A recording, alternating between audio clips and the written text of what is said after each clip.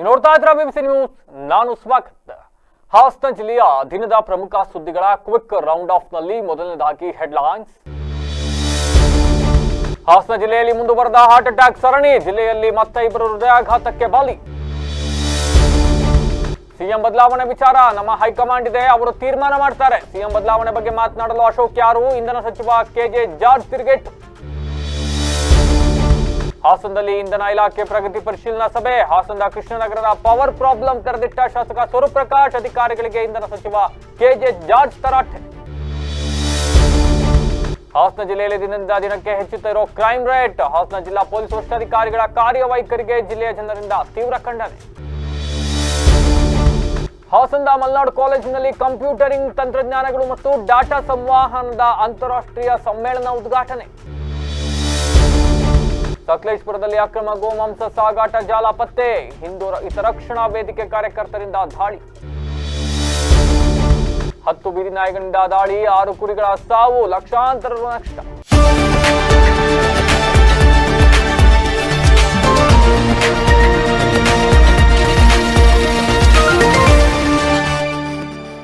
ವಾರ್ತೆಗಳ ವಿವರ. ಹಾಸನ ಜಿಲ್ಲೆಯಲ್ಲಿ ಹೃದಯಾಘಾತ ಮರಣ ಮೃದಂಗ ಮುಂದುವರೆದಿದ್ದು, ಯುವಕ ಸೇರಿ ಮತ್ತೆ ಇಬ್ಬರು ಮೃತಪಟ್ಟಿದ್ದಾರೆ. ನಗರದ ಹೊರವಲಯದ ಚಿಕ್ಕುಂಡ್ಗುಳ ಗ್ರಾಮದ ಮದನ್ ಕೇವಲ 21 ವರ್ಷದ ಯುವಕ ಹೃದಯಾಘಾತದಿಂದ ಸಾವನ್ನಪ್ಪಿದ್ದಾನೆ. ಮೂಲತಃ ಹಾಸನ ತಾಲೂಕಿನ ಚಿಟ್ನಳ್ಳಿ ಗ್ರಾಮದ ಮದನ್ ತಾಯಿ ಜೊತೆ ಚನ್ನಪಟ್ಟಣದಲ್ಲಿ ವಾಸವಿದ್ದ. 2 ದಿನಗಳಿಂದ ಚಿಕ್ಕುಂಡ್ಗಳದ ಭಾವನ ಮನೆಗೆ ಬಂದಿದ್ದ. ದಿಢೀರಂತ ಎದೆನೋವು ಕಾಣಿಸಿಕೊಂಡು ಕೆಲವೇ ಹೊತ್ತಿನಲ್ಲಿ ಮೃತಪಟ್ಟಿದ್ದಾನೆ. ಮದನ್ ವಿಚಾರದಲ್ಲಿ ದಿಢೀರ್ ಹೃದಯಾಘಾತ ಸಂಭವಿಸಿರೋದಲ್ಲ.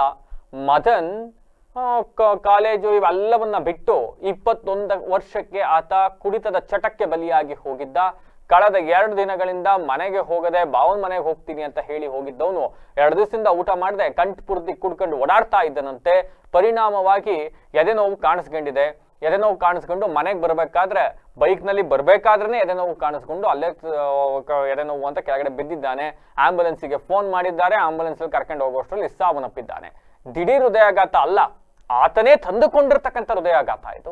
ಇನ್ನು 2ನೇ ಪ್ರಕರಣದಲ್ಲಿ ಹಾಸನದ ದಾಸರಕೊಪ್ಪಲಿನ ಮಹಿಳೆಯೊಬ್ಬರು ಬದಲಿಯಾಗಿದ್ದಾರೆ. BN ವಿಮಲಾ ಅಂತಕ್ಕಂಥವರು 55 ವರ್ಷ, ಮೃತಪಟ್ಟ ಗೃಹಿಣಿಯವರು. ಸಕಲೇಶಪುರದ ತೋಟದ ಗದ್ದೆ ಕುಮಾರ್ ಎಂಬುವವರ ಪತ್ನಿಯಾಗಿರುವ ವಿಮಲಾ ದಾಸರಕೊಪ್ಪಲಿನಲ್ಲಿ ವಾಸವಾಗಿದ್ರು. ವಿಮಲಾ ಅವರಿಗೆ ಶುಗರ್ ಇದ್ದರೂ ಕೂಡ ನಾರ್ಮಲ್ ಆಗಿದ್ರು. ಆದ್ರೆ ಕಳೆದ ರಾತ್ರಿ ಅದು ಏರುಪೇರಾಗಿ ಮಲಗಿದ್ದಾಗಲೇ ಹೃದಯಾಘಾತ ಸಂಭವಿಸಿ ಮನೆಯಲ್ಲೇ ಮೃತಪಟ್ಟಿದ್ದಾರೆ. ಇವರಿಗೆ ಹಠಾತ್ ಹೃದಯಾಘಾತ ಪ್ರಕರಣದಿಂದಾಗಿ ಹಾಸನದಲ್ಲಿ 35 ಜನ ಸಾವನ್ನಪ್ಪಿದ್ದಾರೆ. ನವೆಂಬರ್ನಲ್ಲಿ ಸಿಎಂ ಬದಲಾವಣೆ ಆಗಲಿದ್ದಾರೆ ಎಂಬ ವಿಪಕ್ಷ ನಾಯಕ ಅಶೋಕ್ ಹಾಗೂ ಜೆಡಿಎಸ್ನ ಹೇಳಿಕೆ ಬಗ್ಗೆ ಹಾಸನದಲ್ಲಿ ಇಂಧನ ಸಚಿವ ಕೆಜೆ ಜಾರ್ಜ್ ವ್ಯಂಗ್ಯವಾಡಿದ್ದಾರೆ. ಸಿಎಂ ಹುದ್ದೆ ಖಾಲಿ ಇಲ್ಲ, ಅವರು ಹೇಳಿದ ತಕ್ಷಣ ಬದಲಾವಣೆ ಆಗುತ್ತಾ ಅಂತ ನಗುತ್ತಲೇ ಕೇಳಿದ ಅವರು, ಈ ಬಗ್ಗೆ ನವೆಂಬರ್ ಬಳಿಕವೇ ನಾನು ಪ್ರತಿಕ್ರಿಯಿಸ್ತೀನಿ, ನಮಗೆ ಹೈಕಮಾಂಡ್ ಇದೆ, ಅವರು ತೀರ್ಮಾನ ಮಾಡ್ತಾರೆ. ಸಿಎಂ ಬದಲಾವಣೆ ಬಗ್ಗೆ ಮಾತಾಡೋಕೆ ಅಶೋಕ್ ಯಾರ್ರಿ ಅಂತ ಹೇಳಿ ಕುಟುಕಿದ್ದಾರೆ. ಇನ್ನು ಯಾರೋ ಹೇಳಿದ್ರು ಅಂದ ಕ್ಷಣಕ್ಕೆ ಸಿಎಂ ಬದಲಾವಣೆ ಆಗೋದಿಲ್ಲ ಅನ್ನೋ ಮೂಲಕ ಸಿದ್ದರಾಮಯ್ಯ ಪರ ಬ್ಯಾಟ್ ಬೀಸಿದ್ದಾರೆ. ಇನ್ನು ಅಶೋಕ್ ಅವರು ನವೆಂಬರ್ ವರೆಗೆ ಗಡುವು ನೀಡಿದ್ದಾರೆ. ಆಗೇನಾಗುತ್ತೆ ನೋಡಿ, ನಾನು ನಂತರ ಮಾತನಾಡ್ತೀನಿ ಅಂತ ಹೇಳಿದ್ದಾರೆ. ಈ ಪೇಪರ್ಲಿ ನ್ಯೂಸ್ ಬಂದುಬಿಟ್ಟು CM ಬದಲಾವಣೆ ಆಗ್ತದಾ? ಪೇಪರ್ ಅವರು ನ್ಯೂಸ್ ಅವರು BJP ಅವ್ರು ಹೇಳ್ಬಿಟ್ಟು CM ಮಾಡ್ತಾರಾ? ನಮ್ಮ ಪಕ್ಷದವ್ರು ಇದ್ದಾರೆ, ಹೈಕಮಾಂಡ್ ಇದ್ದಾರೆ, ಈಗಾಗಲೇ ಮಾಡಿದ್ದಾರೆ.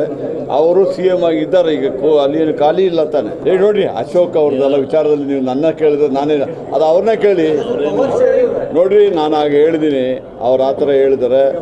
ನವಂಬರ್ ಆದಮೇಲೆ ನನ್ನ ಪ್ರಶ್ನೆ ಕೇಳಿ. ಅವ್ರು ಹೇಳಿದಾರಲ್ಲ, ಈಗ ನವಂಬರ್ಲಿ ಬದಲಾವಣೆ ಆಯಿತು, ನವಂಬರ್ ಆದಮೇಲೆ ಪ್ರಶ್ನೆ ಕೇಳಿ, ಅದಕ್ಕೆ ಆಗ ಉತ್ತರ ಕೊಡ್ತೀನಿ. ಇನ್ನು ಇಂಧನ ಸಚಿವ ಕೆಜೆ ಜಾರ್ಜ್ ಅವರ ಅಧ್ಯಕ್ಷತೆಯಲ್ಲಿ ಇವತ್ತು ಜಿಲ್ಲಾ ಪಂಚಾಯತಿ ಸಭಾಂಗಣದಲ್ಲಿ ನಡೆದ ಜಿಲ್ಲೆಯ ಪ್ರಗತಿ ಪರಿಶೀಲನಾ ಸಭೆಯಲ್ಲಿ ತಮ್ಮ ಕ್ಷೇತ್ರಗಳ ವಿದ್ಯುತ್ ಸಮಸ್ಯೆ, ಸಬ್ ಸ್ಟೇಷನ್ ಬೇಡಿಕೆ, ಕೆಲವು ಅಧಿಕಾರಿಗಳ ಅಸಹಕಾರ ಹಾಗೂ ನಿರ್ಲಕ್ಷ್ಯದ ಬಗ್ಗೆ ಜಿಲ್ಲೆಯ ಎಲ್ಲಾ ಶಾಸಕರು ಸಚಿವರಿಗೆ ಮನವಿಯನ್ನು ಮಾಡಿಕೊಟ್ರು. ಇನ್ನು HD ರೇವಣ್ಣ ಅವರನ್ನ ಹೊರತುಪಡಿಸಿ ಎಲ್ಲ ಶಾಸಕರು ಹಾಜರಿದ್ದರು ಎಂಬಂತೆ ಕಾಣುತ್ತಿದೆ. ಈ ನಡುವೆ ಹಾಸನದ ಶಾಸಕ HV ಸ್ವರೂಪ್ ಪ್ರಕಾಶ್ ಅವರು ಮಾತನಾಡಿ, ಹಿಂದೆಯೇ ನಮ್ಮ ಕ್ಷೇತ್ರಕ್ಕೆ 3 ವಿದ್ಯುತ್ ಉಪಕೇಂದ್ರಗಳನ್ನ ಮಂಜೂರು ಮಾಡಿಕೊಳ್ಳಲಾಗಿತ್ತು, ಆದ್ರೆ ಇನ್ನೂ ಕೂಡ ಯಾವ ಕಾರ್ಯಗತ ಆಗಿಲ್ಲ. ಇದೀಗ ಹಾಸನ ಮಹಾನಗರ ಪಾಲಿಕೆ ಆಗಿದೆ, ಹೀಗಾಗಿ ಬಡಾವಣೆಗಳು ಬೆಳೀತಾ ಇದೆ. ಹೀಗಾಗಿ ಸಾಲ್ಗಾಮೆ, ನಿಟ್ಟೂರು, ಅಗಿಲೆ ಸೇರಿದಂತೆ ನಗರದ ಹಿಮ್ಸ್ ಬಳಿಯೂ ಕೂಡ ಹೆಚ್ಚುವರಿ ಸಬ್ಸ್ಟೇಷನ್ ಬೇಡಿಕೆಗೆ ಸ್ಪಂದಿಸುವಂತೆ ಮನವಿಯನ್ನು ಮಾಡಿದ್ರು. ಇನ್ನು ಮುಂದುವರೆದು ಹಾಸನದ SM ಕೃಷ್ಣ ನಗರದಲ್ಲಿ ಕಳೆದ 7 ವರ್ಷಗಳಿಂದ ವಿದ್ಯುತ್ ಸಮಸ್ಯೆ ಇದೆ. ಈ ಬಗ್ಗೆ ಹಲವು ಬಾರಿ ಗಮನ ಸೆಳೆದಿದ್ರು ಕೂಡ ಅದು ಬಗೆಹರಿದಿಲ್ಲ ಅಂತ ಶಾಸಕರು ದೂರು ನೀಡಿದ್ರು. ಇದಕ್ಕೆ 66 kV ಸಾಮರ್ಥ್ಯದ ತಾತ್ಕಾಲಿಕ ಲೈನ್ ಕೊಟ್ಟಿದ್ದೀವಿ ಸಾರ್ ಅಂತ ಅಧಿಕಾರಿಗಳು ಉತ್ತರಿಸಕ್ಕೆ ಮುಂದಾದ್ರು. ಈ ವೇಳೆ ನಾನು ಬಂದು ಶಾಶ್ವತ ಸಂಪರ್ಕ ನಾನು ಕಲ್ಪಿಸ್ಲೇನ್ರಿ ಅಂತ ಹೇಳಿ ಸಚಿವರು ಗರಂ ಆದ ಘಟನೆಯೂ ಕೂಡ ನಡೆಯಿತು. ಇದೇ ವೇಳೆ ತಮ್ಮ ಕ್ಷೇತ್ರದ ವ್ಯಾಪ್ತಿಯಲ್ಲಿ ಕರೆಂಟ್ ಶಾಕ್ನಿಂದ ಇಬ್ಬರು ಮೃತಪಟ್ಟಿದ್ರು ಕೂಡ ಅಧಿಕಾರಿಗಳು ಸ್ಪಂದಿಸ್ತಾ ಇಲ್ಲ ಅಂತ ಹೇಳಿದ್ರು. ಬೇಸರವನ್ನ ವ್ಯಕ್ತಪಡಿಸಿದ್ದಾರೆ ಶಾಸಕರು. ಅದಕ್ಕೆ ಸಾವಿಗೆ ಯಾರ ಕಾರಣ, ದುರಂತ ಆಗೋ ಮುನ್ನ ಯಾಕೆ ರಿಪೇರಿ ಮಾಡಿಲ್ಲ ಅಂತ ಹೇಳಿ ಸಚಿವರು ಅಧಿಕಾರಿಗಳನ್ನ ತರಾಟೆಗೆ ತೆಗೆದುಕೊಂಡಿರ್ತಕ್ಕಂಥ ಘಟನೆ ನಡೆದಿದೆ.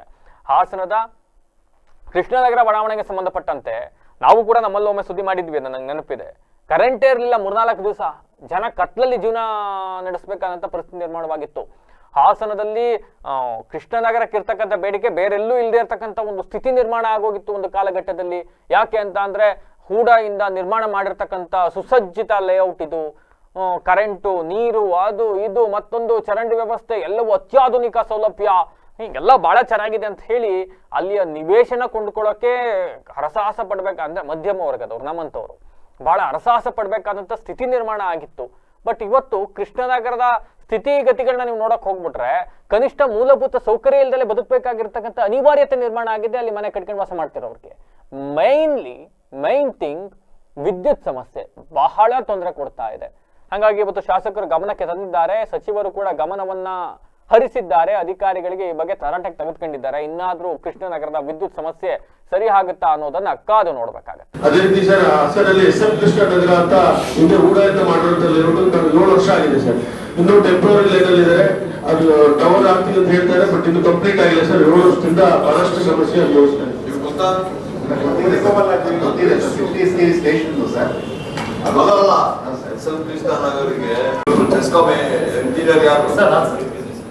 ಸರ್ ಅದು 66 kV ಸ್ಟೇಷನ್ ಕೆಲಸ ಮಾಡ್ರಿ, ನಾನು ಬೆಳಗ್ಗೆ ಬರ್ತೀನಿ. ಆಗ ಹೇಳಿ ಎಸ್ ಎಂ ಕೃಷ್ಣನಗರಿಗೆ 7 ವರ್ಷದಿಂದ ಟೆಂಪರರಿ ಲೈನ್ ಕೊಟ್ಟಿದ್ದಾರೆ, ಅದು ಪರ್ಮನೆಂಟ್ ಮಾಡಿ ಅಂತ ಹೇಳಿದ್ರೆ ನಿಮ್ದು ಆ ಲೈನ್ ರೆಡಿ ಇದೆ, ಈಗ ಅಥಾರಿಟಿಗೂ ಇವರು ಸೇಫ್ಟಿ ಕೋಆರ್ಡಿನೇಷನ್ ಸರಿ ಬರ್ತಾ ಇಲ್ಲ. ಟೆಂಪರರಿ ಇದ್ದಾರೆ ಅವರು.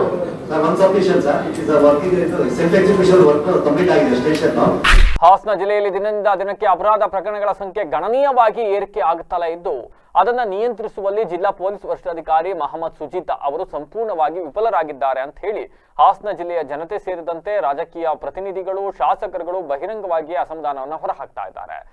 ರಸ್ತೆಗಳಲ್ಲಿ ಪುಂಡರ ಹಾವಳಿ ಮಿತಿ ಮೀರ್ತಾ ಇದೆ. ಸಿಕ್ಕವರು ಚಿಕ್ಕ ವಿಚಾರಕ್ಕೆ ಕೊಲೆ, ಹಲ್ಲೆಗಳನ್ನ ಮಾಡಿ ಪೊಲೀಸ್ ಇಲಾಖೆಯ ಕಿಂಚಿತ್ತು ಭಯವೇ ಇಲ್ಲದೆ ರಾಜಾರೋಷವಾಗಿ ತಿರುಗಾಡ್ತಾ ಇದ್ದಾರೆ ಅಂತ ಅಂದ್ರೆ ಜಿಲ್ಲೆಯಲ್ಲಿ ಪೊಲೀಸ್ ವರಿಷ್ಠಾಧಿಕಾರಿಗಳ ಕಾರ್ಯವೈಖರಿ ಎಷ್ಟರ ಮಟ್ಟಕ್ಕಿದೆ ಅನ್ನೋದನ್ನ ನಾವೇ ಊಹಿಸಿಕೊಳ್ಳಬಹುದಾಗಿದೆ. ಇನ್ನು ಜಿಲ್ಲಾ ಪೊಲೀಸ್ ವರಿಷ್ಠಾಧಿಕಾರಿಗಳ ಕಾರ್ಯವೈಖರಿ ಬಗ್ಗೆ ಹಾಸನ ನಗರದ ಜನಸಾಮಾನ್ಯರು ತಮ್ಮ ಅಭಿಪ್ರಾಯವನ್ನ ಮುಕ್ತವಾಗಿ ಹಂಚಿಕೊಂಡಿದ್ದಾರೆ.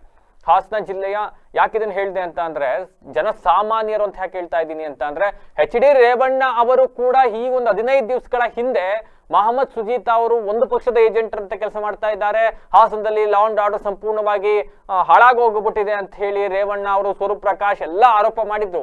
ಈ ಸಂದರ್ಭದಲ್ಲಿ ಕಾಂಗ್ರೆಸ್ನ ಸಂಸದರಾಗಿರ್ತಕ್ಕಂಥ ಶ್ರೇಯಸ್ ಪಟೇಲ್ ಅವರು ಇದನ್ನು ರಾಜಕೀಯ ದಾಳವನ್ನಾಗಿ ಬಳಸ್ಕೊಂಡು ಇದು ರಾಜಕೀಯ ಮಾಡ್ತಾ ಇದ್ದಾರೆ. ಹಾಸನದಲ್ಲಿ ಲಾ ಅಂಡ್ ಆರ್ಡರ್ ಬಹಳ ಸೂಪರ್ ಆಗಿ ಹೋಗ್ಬಿಟ್ಟಿದೆ, ಈ ಹಿಂದೆ ಇದ್ದಂಥ ಕ್ರೈಮ್ ರೇಟ್ ಈಗ ಕಡಿಮೆ ಆಗೋಗ್ಬಿಟ್ಟಿದೆ, ಕೊಲೆ ಸುಲಿಗೆ ಕಳ್ತನ ಎಲ್ಲ ನಿಂತೇ ಹೋಗ್ಬಿಟ್ಟಿದೆ ಅನ್ನಂಗೆ ಮಾತಾಡಿದ್ರು.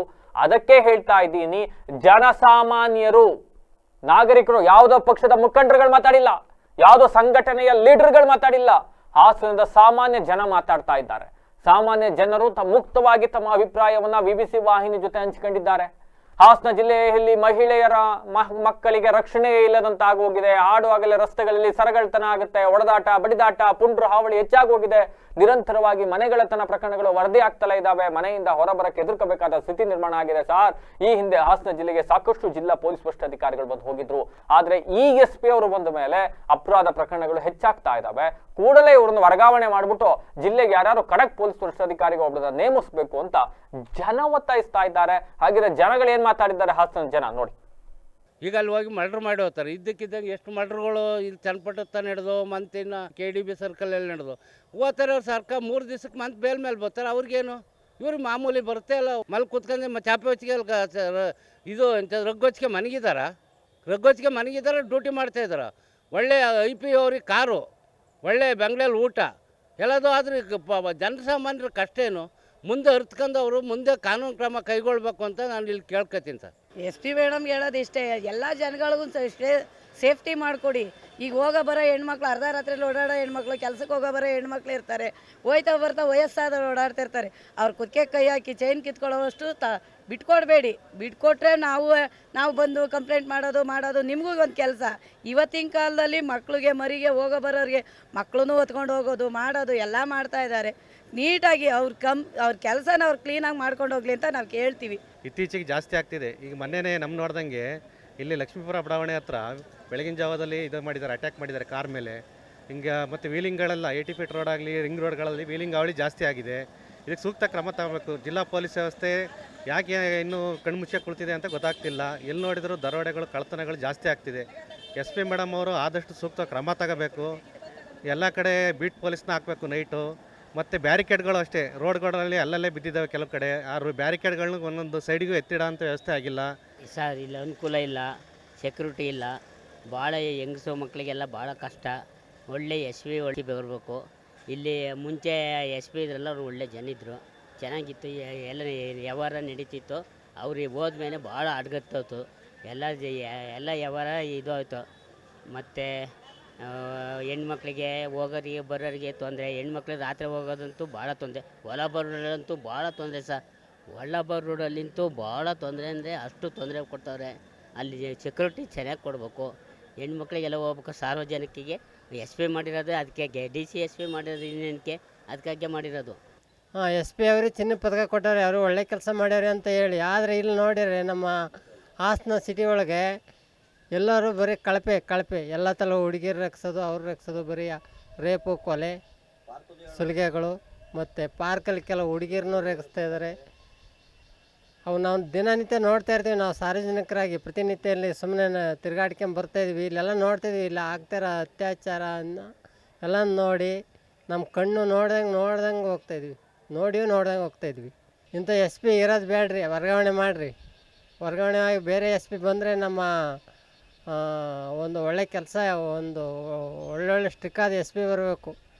ಪೊಲೀಸ್ ಅಧಿಕಾರಿಗಳು ಇದಕ್ಕೆಲ್ಲ ಜಬರ್ದಸ್ತಾಗಿ ಕಾರ್ಯನಿರ್ವಹಿಸಬೇಕು. ಸುಮ್ಮನೆ ಎಲ್ಲ ಕೂತಿರ್ತಾರೆ, ಅವರು ದುಡ್ಡಿನ ಆಸೆಗಾಗಿ 100 ರೂಪಾಯಿ ಯಾವನಾರು ದುಡ್ಡು ಕೊಟ್ಟು ಸಾಕು, ಹೆಂಗಾರ ಮಾಡ್ಕೋವಿ ಅಂತ ಬಿಟ್ಟು ಕಾಣ್ದಂಗೆ ಕೂತಿರ್ತಾರೆ.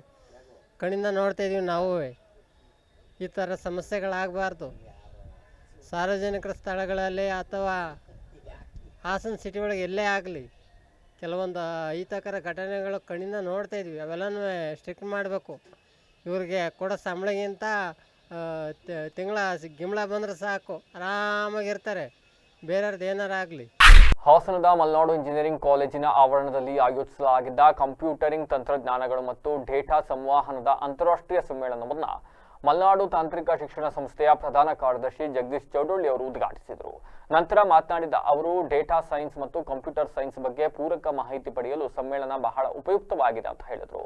ಇನ್ನು MC ಕಾಲೇಜಿನ ಅಧ್ಯಕ್ಷರಾದಂತಹ ಟಿ ದೇವೇಗೌಡರು ಅವರು ಅಧ್ಯಕ್ಷತೆಯನ್ನು ವಹಿಸಿದ್ರು. ಈ ವೇಳೆ ಡಾಕ್ಟರ್ ಗೀತಾ ಕಿರಣ್, ಪ್ರಾಂಶುಪಾಲರಾದ AJ ಕೃಷ್ಣಯ್ಯ, ವಿದ್ಯಾರ್ಥಿ ಶಾಖೆ ಸಲಹೆಗಾರ ಡಾಕ್ಟರ್ PC ಶ್ರೀಕಾಂತ್, ಪ್ರಾಧ್ಯಾಪಕರುಗಳಾದಂತಹ ಭಾರತಿ, ನೌಕೀಸ್ ಕಾಲೇಜ್ ಆಫ್ ಇಂಜಿನಿಯರಿಂಗ್ನ ಪ್ರಾಧ್ಯಾಪಕರಾದಂತಹ ವಿನುತಾ ಮೊದಲಾದವರು ಹಾಜರಿದ್ದರು. ಇಲ್ಲಿ ಅನೇಕ ದೇಶಗಳಿಂದ ಆಯೋಜಿಸಿರ್ತಕ್ಕಂತಹ ಈ ಒಂದು ದೊಡ್ಡ ಸಮ್ಮೇಳನದ ಪ್ರಮುಖ ವಿಭಾಗಗಳಾದಂತಹ END ಇರ್ಬೋದು, ENC ಇರ್ಬೋದು, CS ವಿಭಾಗದ ಕಂಪ್ಯೂಟರ್ ಸೈನ್ಸ್ ಮತ್ತು CSBS, AI ವಿಭಾಗದ ಎಲ್ಲ ಕಾರ್ಯಾಗಾರಗಳನ್ನು